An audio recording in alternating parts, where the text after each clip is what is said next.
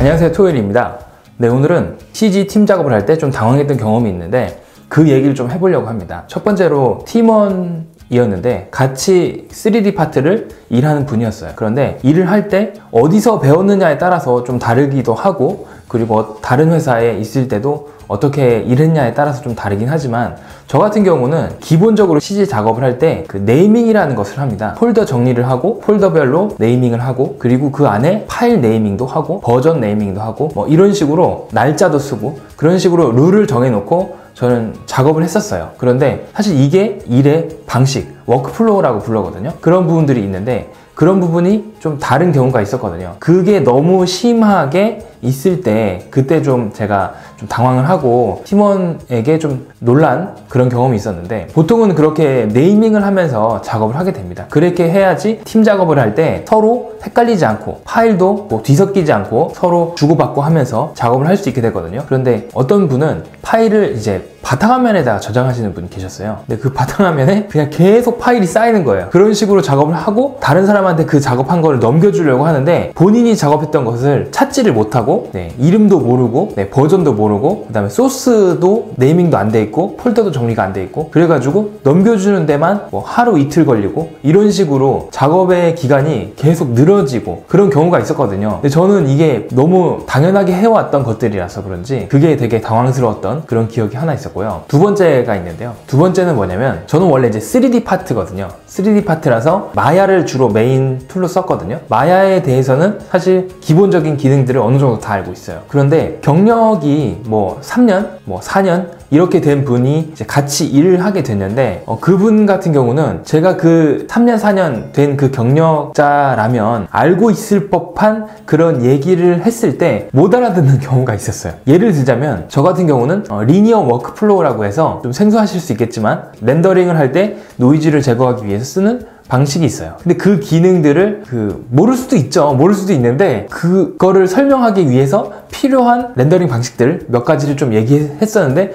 전혀 이제 이해를 못 하시는 경우가 있었거든요. 그래서 좀 그것 때문에 되게 당황했던 그런 경우가 있었습니다. 무슨 얘기를 하고자 하냐면, 여러분들이 공부를 하실 때 자기 파트에서 기본적인 그 워크플로우라든가 툴의 기본 기능이라든가 이런 것들이 있거든요. 그런 것을 모르시는 분들은 1년차, 2년차 됐을 때는 어느 정도 이제 내가 베이스는 다져놓고 있어야 되거든요. 다른 회사에 들어갔을 때도 본인이 취업한 회사에서 배워야 하는데 그것을 못 배우고 본인의 경력 연차만 늘어나는 경우가 있습니다. 그럴 경우에는 기본적인 것을 모르는 경우가 생기게 돼요. 그러면 되게 좀 당황스럽게 되거든요, 같이 일하는 사람이. 그래서 여러분들이 뭐 공부를 하시고 일하실 때는 정말 기본기가 중요하다는 거, 메인 툴에서 사용하는 그런 기본적인 요소들, 그런 것들은 그냥 말로도 어느 정도는 오갈 수 있을 정도로 이제 설명을 할 수 있어야 된다는 거죠. 근데 그게 안 되면은 굉장히 당황하게 되는 거죠, 같이 일하는 사람들이. 그렇기 때문에 여러분들 공부하실 때 제가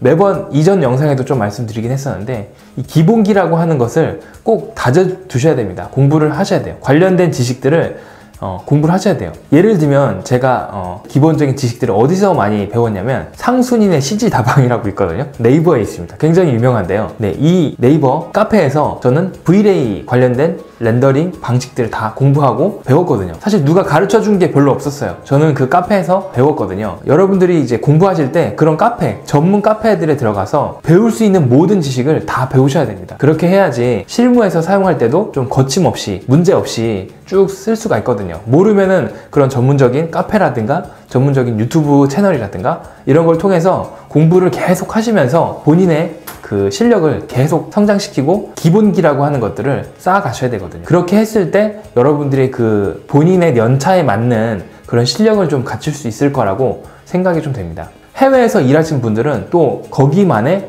룰들이 있을 거고요. 국내에 일하시는 분들은 국내에 룰이 있을 거고, 업계마다 룰들이 다 다를 수 있고 인하우스 툴을 쓰시는 분들도 계실 테니까 여러 가지 그런 것들이 있는데, 그럼에도 불구하고 우리가 기본기라고 하는 것들을 계속 공부하고 다져야 하는 이유는 여러 사람이 같이 일할 때 커뮤니케이션을 잘 되게 하기 위해서, 그리고 작업을 원활하게 하기 위해서는 그런 부분들이 꼭 필요하다는 거 여러분들에게 좀 말씀드리고 싶고요. 이 외에도 굉장히 많이 에피소드가 있습니다. 여하튼 나중에 다시 한번 말씀드리면서 정리를 해보도록 하겠습니다. 오늘은 여기까지 해서 마치도록 하고요. 재밌게 보셨다면 좋아요, 댓글, 구독, 조댓구 부탁드립니다. 여기까지 마치겠습니다. 들짝하세요.